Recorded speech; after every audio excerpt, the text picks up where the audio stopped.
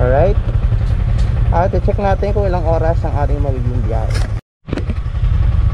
So, time check is 4 AM. In a few minutes, mag-take off na kami. Ito yung mga kasama ko.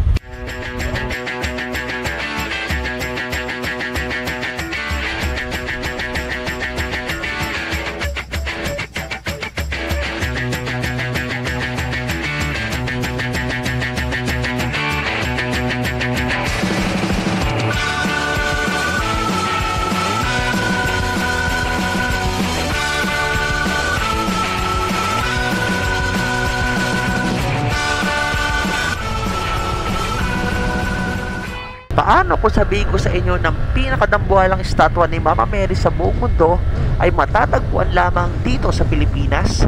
At kung taga Metro Manila ka, sa loob lamang ng humigit kumulang na 3 hanggang 4 na oras na ride ay mararating mo na ang Monte Maria Shrine.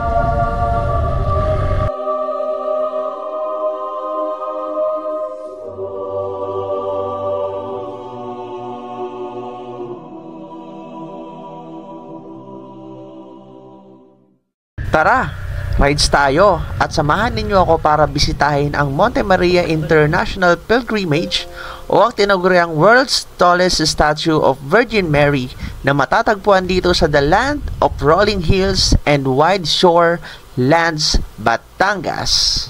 At pagkatapos nito ay magsa-side tripping tayo sa pinakamalapit na beach. Halika na, sabay tayo. At kung sinong may gusto, dahil sa tubig alat, likas na yaman to.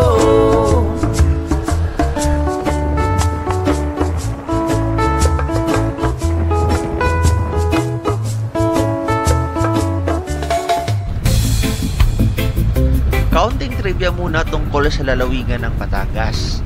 Kilala ang Batangas sa paggawa ng mga kapeng barako, isa sa pinakamatatapang na kape sa Pilipinas. Ang Taal Volcano na isang bulkan sa Taal Lake ay matatagpuan rin sa Batangas. Mayroong mga kilalang beach resort sa Batangas tulad ng Nasugbu, Laya at Calatagan. Ang Batangas rin ay may mga kilalang heritage sites tulad ng Taal Basilica, ang pinakamalaking simbahan sa Asia. At ngayon naman, title holder na rin sila ng pinakamalaking statwa ni Mama Mary. At yun nga ang pupuntahan natin ngayon. Well, ngayon, nandito na kami sa medyo dulo na ng Cavite. At on the way na kami, papunta sa Batangas. Bukod pa lang to ng Batangas at mahaba-habang biyahe pa tong gagawin natin. So, samahan nyo kami at sana'y maging ligtas ang ating biyahe.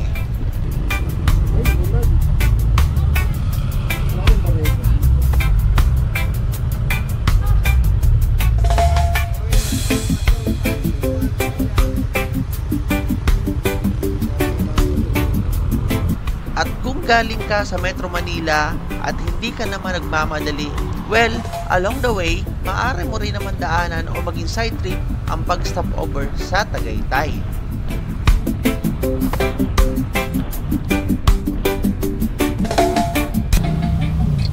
Uy, traffic. Ano yun? May aksidente? Wala, shit, nagkabanggaan nga ata. Naku, natumba si kuya. Sana okay lang siya. So, ride safe po sa lahat, ano? Mag-iingat po tayo lahat sa biyahe natin, lalo yung mga galing sa malalayo. Mahirap na pag dito ka inaabot ng disgrasya at malayo ka sa pamilya mo. Medyo matatagalan bago ka masaklolohan. At make sure din lagi na kumpleto ang mga papeles natin bago tayo bumiyahe, no? Yung ating mga ORCR, lisensya. Siyempre, dapat lagi rin tayong may pocket money. Kasi mahirap pagka mahulihan ka o kaya madisgrasya ka. Huwag naman sana. Pero hindi natin masasabi yung mga sitwasyon sa kalsada. What if matikitan ka dahil wala kang dalang mga dokumento? Eh di, yung lisensya mo, pwede yung makumpiska.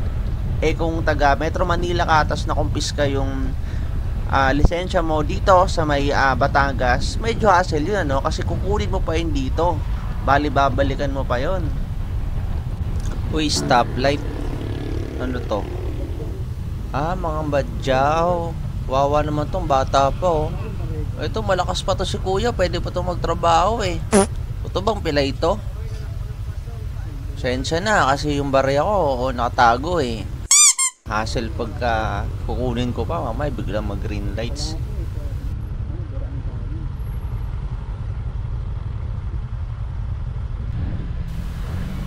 Yun, Tom Goods na daw yung mga kasama namin. Hanap muna kami ng mga kainan. Gutom na kayo?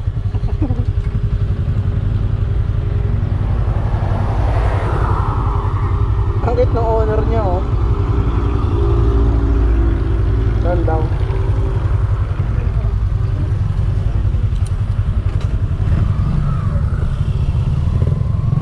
Yung bilis sa kotse.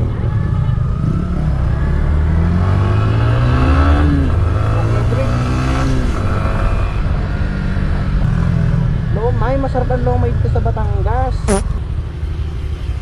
Okay ka lang. Okay ka lang. Ayun, busog na kami at lahat kami nakakain na ng maayos kaya alarga ulit dahil medyo tumitirik na ang araw at kailangan natin magmadali. Nakarating ka na lang. Ayun na, nakita ka na ka ng bahil. Ayun.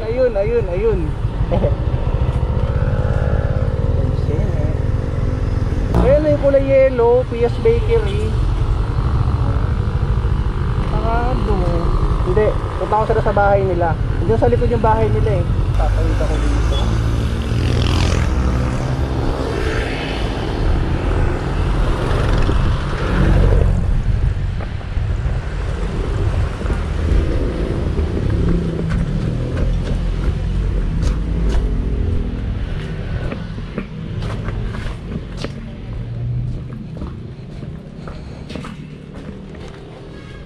May Shopee po kayo. I see.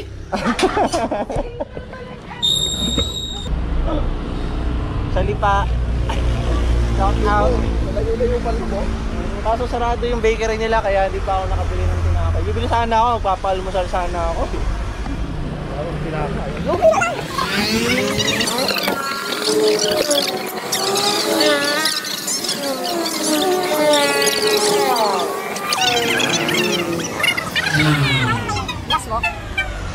Ito na.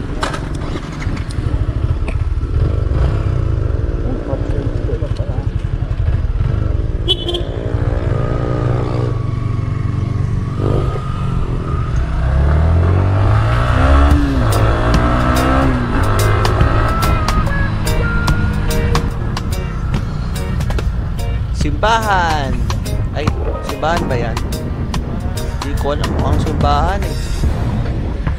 Oh, may bulto eh. Oh, parang simbahan eh. Pero eto sigurado ako SM to. SM ano ba to? SM. SM City Batangas. Okay, let's go.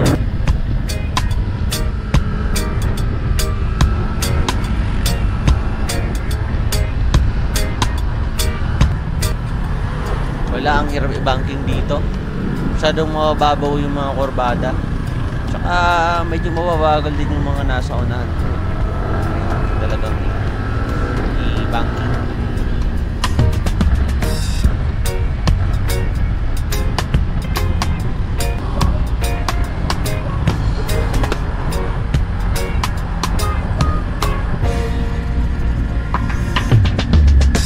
At kung hindi nyo na itatanong, actually pangalawang beses ko na dito magpunta sa Lipa. Yung unang beses, gamit ko pa yung lumang motor ko, Wave 125 na medyo bulok na pero kinaya pa rin. This time, gamit na natin yung M215 at sobrang basic lang talaga ng biyahe.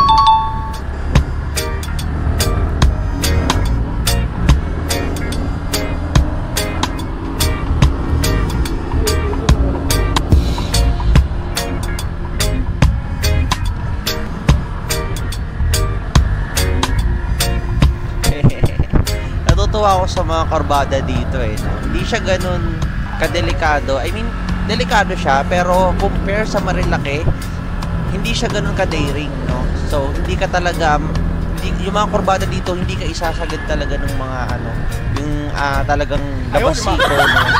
Medyo mabababaw lang yung mga kurbada dito. Unlike sa Marilaki talaga ng mga siko, tapos pababa, tapos pataas. Gaga! Uy!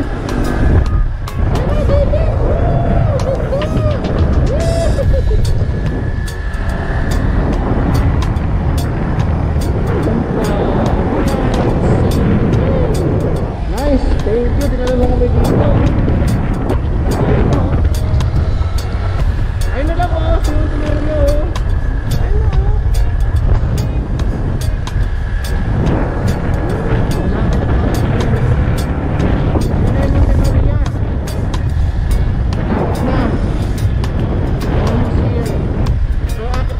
Bundok, papunta doon, diretso. Sobrang init dito mga sir, dahil malapit tayo sa dagat. Ang ganda dito, promise. Parang pwede ka na dito maligo eh. Oh, kaya baka one way ba? Ito yung kanina oh, yung nagpapag-drip.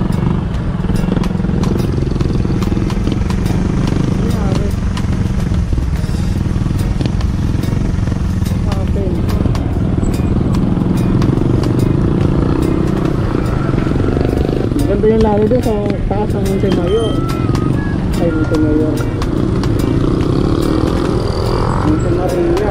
Ah, may parang pala doon laki. Ayun pala. Bakit ang mga pabrika dito? Oil.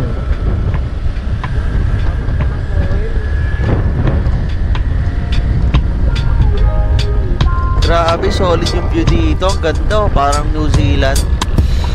Ang lawak ng lupain, no? Wala masyadong puno. Pero presko, in fairness.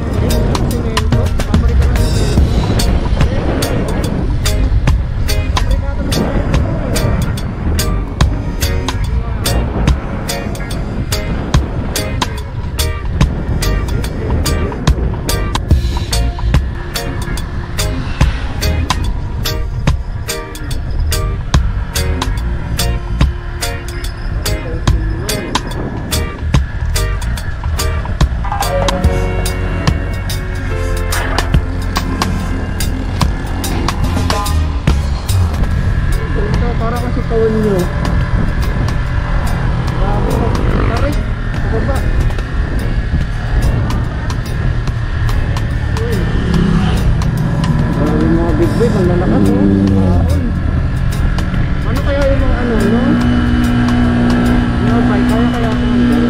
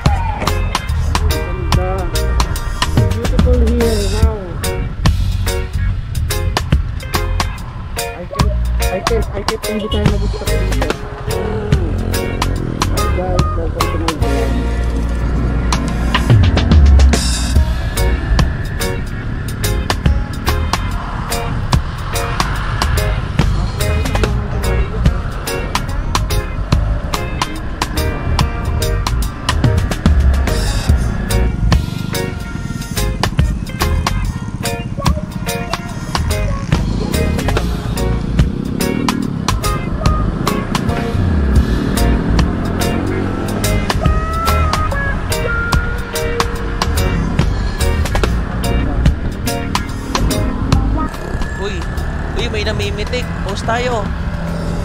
Yan. Yan.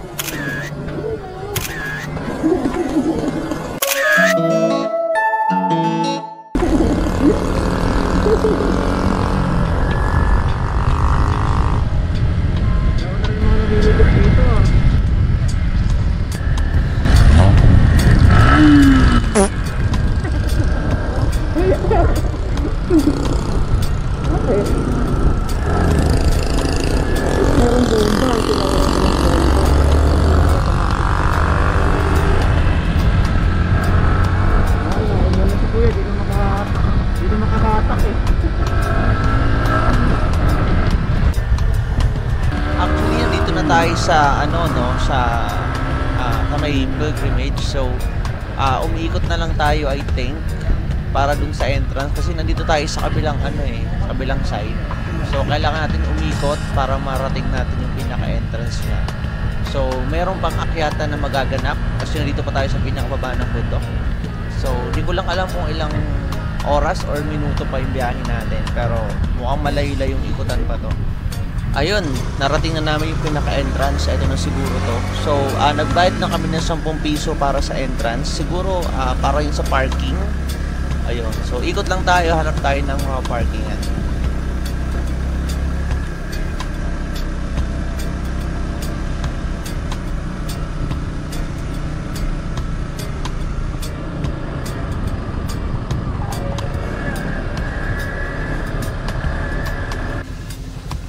Takte, seryoso to? Dito kayo magpa-park? Parang binuhusan lang to ng lupa pero parang ano na talaga to eh. Bangin na talaga to eh. Paano kaya pa nag-landslide, no? Bigla, dilaglag lahat ng motor. Wala na rin bakante eh, no? Medyo malubak dun sa may dulo eh. Paano kaya to? May hirapan tayo dito ah. Sige, wala tayong choice. Puno na banda dito eh. Dito lang tayo sa may bandang dulo-dulo. Siguro ilayo ko na lang sa medyo pangpang, no? Mamaya biglang dumiretso, malaglag pa yung motor, no? Dagat pa naman na yung ano niyan, ibaba niyan. Ano, saan tayo? Dito? Nako, pag tayo dyan, baka malaglag nga sa dagat. Dito na lang tayo sa may bandang gilid para at least lupa lang pag malaglag. Yan. Nakatakot dito. Paano kaya pa nag-landslide to, no? Laglag yung mga motor dito. Pero hindi naman siguro kasi hindi naman maulan.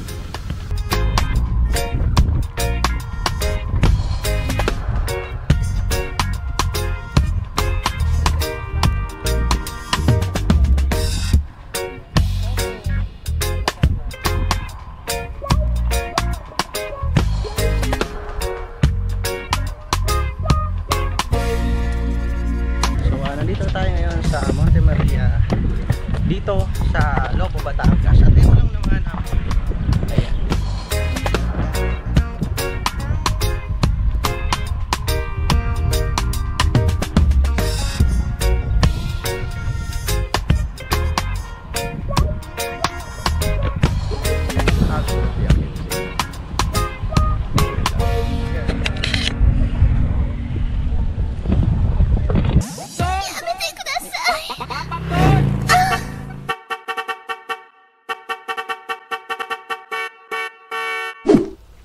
Paakyat na nga kami at sobrang init talaga.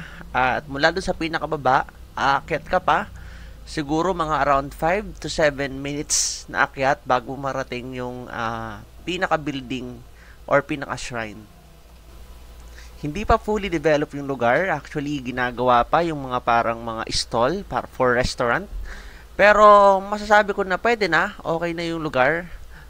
Maganda na yung mga view and sobrang stunning na nung overlooking ng dagat from here above. So, ayan yung view, ang ganda. So, solid. Sobrang init nga lang talaga. So, hindi ka talaga tatagal dito sa, sa labas. So, ganito po karami ang tao ngayon dito. Ayan. So, today is November 2. Mahapon lang yung araw ng mga patay. At syempre, dahil long weekend, we will expect na talagang maraming makapilista ngayon. Ayan. Additionally, kapag nagpunta ka dito, ang i-expect mo, syempre, may mga merch. Hindi nawawala, of course. So, may mga pang, ano to, pandikdik, ay, hindi. I think, mga mug. Parang Japanese mug, something. Meron dito sila ditong, mini takore, siguro pang tsaa. Ayos yan. Meron din silang mga platito. Ayan. At ito, lagay siguro ito ng spoon and fork. And, babasagin siya.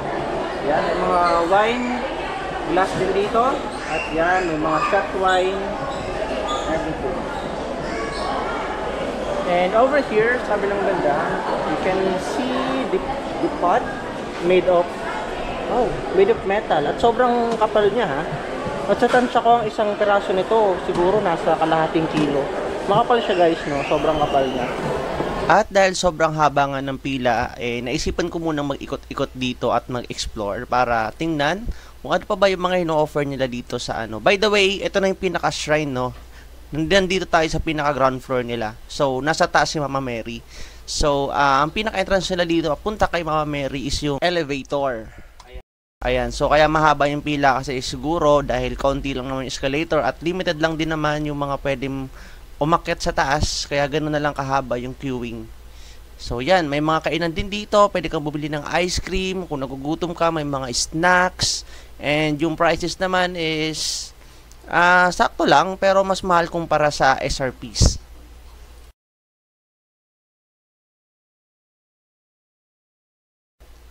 Okay, so hanggang dito lang yung elevator. Hindi ko na ma-recall kung ilang palapag. So, sorry for that. Pero, hindi pa ito yung pinaka-shrine. Bali, aakit pa tayo ng hagdan ng mga 2 palapag. Kasi sabi nila is ongoing pa daw yung construction. So, kaya hindi pa pwedeng dumiretso sa pinakataas yung elevator. So, yun. Kailangan mo natin umakyat ng 2 palapag bago yung pinaka-shrine na mismo. So, pagdating dito, agad pinuntahan yung pinakabintana nila na medyo malabo. Siyempre, para ma-experience yung overlooking view. At ito yung makikita mo mula dito sa may palad ni Mama Mary, no? Yan.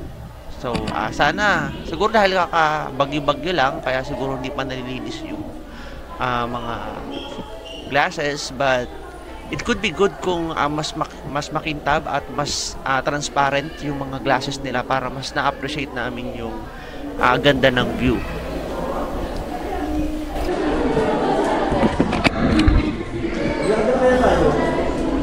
Excuse po.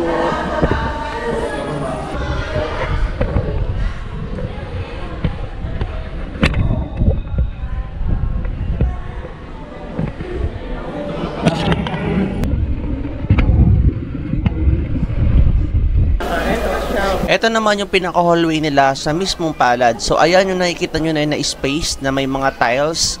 Yan na yung pinaka-palad ni Mama Mary. And kapag tumingin ka dito sa itaas, may kita mo na yung mukha ni Mama Mary na parang nakayakap sa'yo. Ang problema lang dito, ganun nga, medyo malabo nga yung mga salamin. Kaya, unfortunately, hindi ko ganun masyadong na-appreciate yung view dahil nga sa salamin na blurry. So, ayoko naman umakyat, no, para akitin yung pinaka taas para lang makita yung pinaka-overlooking. Kasi delikado na yun, syempre. Pero, sana isa yun sa mga i-develop nila dito. Other activities na pwede mo pang gawin dito sa shrine is ito, mag-telescope. So, magabayad ka ng 5 piso. I think, 4 na 5 piso yung kailangan mong ihulog dito. Yung old school, yung kulay yellow, para gumana yung telescope. So, yan. Ang sunga ko lang dito kasi silip ako ng silip dyan, pero wala akong makita kasi isang 5 piso lang pala yung hinulog ko dyan. So, dapat pala 4, no? Kaya pala wala akong makita. Anyhow, pwede nyo siyang subukan, ano? Or kapag naghahantay kayo dun sa pila, so, iwas bagot, pwede nyo itong subukan.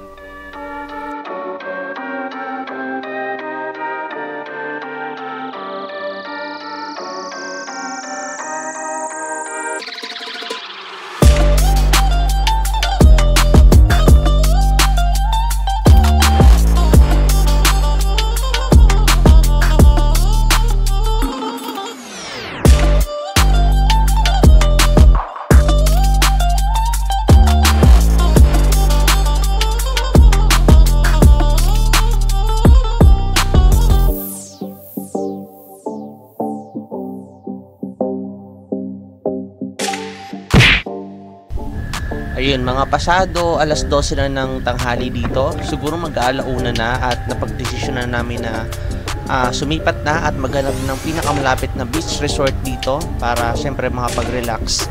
So problema namin, wala kami mga dalang pagkain. So hopefully may madaanan kami mga locals na nagtitinda ng mga luto or kahit mga hilaw na isda para iihawin na lang namin pagdating namin doon sa pinaka-resort. Grabe yung daan dito, sobrang pababa oh. Sobrang tarik. So actually dito engine brake na lang yung ginagamit ko, no? Hindi na ako masyadong pumipreno kasi sobrang pababa na talaga siya. But I'm not gonna lie guys, ang ganda ng view dito. As in, itong pababa na to, makikita mo yung buong dagat.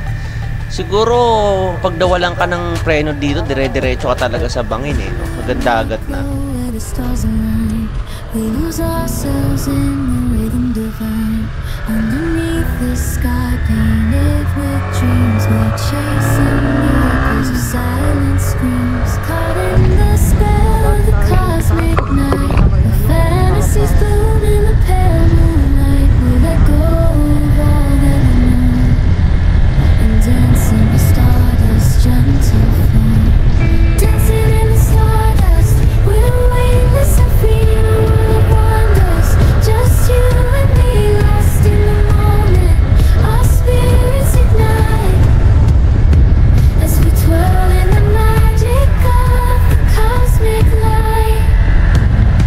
And in constellations we find a way through the celestial symphony we'll sway. With every step we leave our cares behind. And this celestial ballroom is divine. Yes, of course. Why not?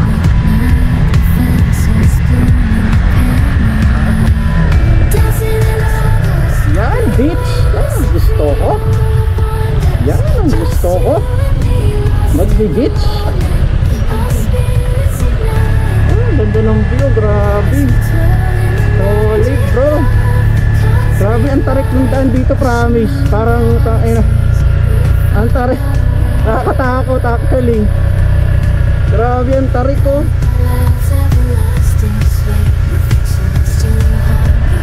Literal na ano talaga eh, downhill eh. So ngayon, nagdagamit na lang natin ng engine brake. Hindi na tayo ng preno kasi pag nag-preno tayo baka i-speed. Engine brake lang tayo, naka-first gear lang tayo. Just you and me, lost in the moment. Our spirits ignite as we twirl in the Uy, kambing! Uy, kambing! A goat! What a goat?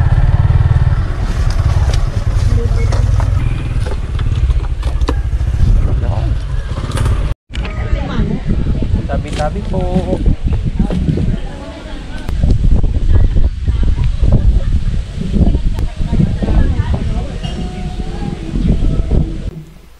Dami langgam dito guys, ang lalaki, mga amtik. Ayan, sorry, baka may natapakan ako. Yan no. Lalaki oh. Sakat siguro mangagat niyan. Dito naman, wala, mga puno lang to ng mangga eh. Ayan, may malit na sapa dito pero dahil mainit, wala naman siyang masyadong laman. Ayan, laki ng mga puno dito. Dahil puno ng saging. Tapos eto, mga ihawan. Siguro pwede mo tong hiramin, no? Kung walang ihawan yung mga cottages ninyo. Ayan. Ayan yung motor natin, no? So, ayan. May tulay lang yan dito na nagdudugtong sa pagitan ng na napapagitnaan ng sapa. So, bali ang pangalan pala ng resort na to ay Phylan Resort. So, ayan. Medyo mabato dito, no? Hindi siya mabuhangin. So, I suggest na pagpupunta kayo dito, kailangan meron kayong makapal na tsinelas. Even kahit doon sa dagat, no? Marami talagang bato. So, hinay-hinay lang, no? Baka may, alam mo, masugatan tayo. So, yan. Yan yung mga cottages nila dito sa may initan. Meron dito mga upuan. Siguro, pwede kayo dito mag-team building or, you know, mag-burn fire. Ayan. Siguro maganda dito pag gabi, no? Ayan. Wala naman ding amoy yung dalampasigan nila. Amoy dagat naman. And over here, meron silang volleyball, volleyball net. Obviously, pwede ka mag-volleyball dito. Ayun o, may kita lang natin yung rebulto ni Mama Mary sa di kalayuan. So, malapit lang talaga tayo. Ayan, ano meron dito? Basurahan. Okay. Merong isang bote ng Coke. Ayan. Pwede yung mga upuan siguro to. Ayan, pwede ka mag-volleyball. Puro mga ano dito. Kabundukan, ano? At unti-unti na lang dinedevelop yung lugar na ito as a tourist spot. Ayan. So, bale, murang-mura lang naman dito yung renta namin. Nagrenta kami ng isang cottage. Ito, may kwarto to eh. Pwede ka mag-overnight siguro. So, siguro magdala ka na lang ng kumot, ano? At dapat balot na balot ka dahil sigurado malamok dito pag gabi. So, ito yung cottage namin, no? Ayan lang, oh. Ayan. Open lang siya. So, ito lang. Dito lang yung mga helmet namin, no? Ito yung bato para sa mga isda. Ito, puno ng aratilis. Ayan, more cottages ulit. Close naman siya. Siguro masisilip mo yung loob. Ayan. Ito yung puno ng mangga na inakyat ko kanina. Dami kong alam eh, no? Buti hindi ako nanuno. Anyway, tabi-tabi po.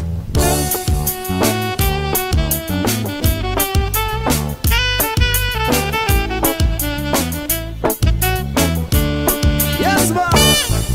Wala ka bang napapansin sa iyong mga kapaligiran?